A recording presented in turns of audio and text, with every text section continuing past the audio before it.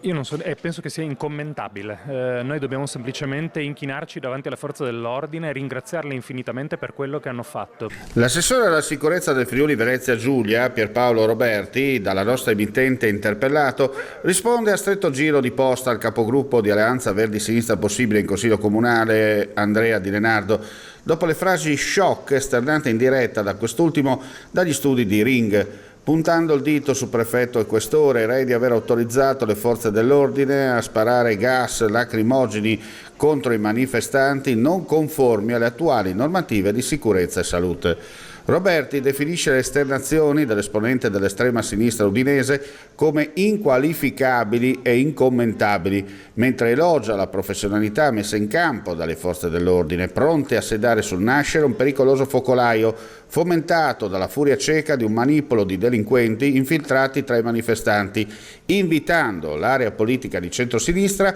a dissociarsi da queste frange violente. Al suo interno ha ospitato dei criminali, perché questo sono dei criminali che hanno tentato di mettere a ferro fuoco la città, e solo grazie alla professionalità delle nostre forze dell'ordine non soltanto si è tenuta sotto controllo la situazione, ma si è evitato persino il contatto, perché se ci fosse stato un contatto fisico e non mediato dagli idranti e dai lacrimogeni, probabilmente qualcuno si sarebbe fatto veramente molto male, peggio di quello che è successo.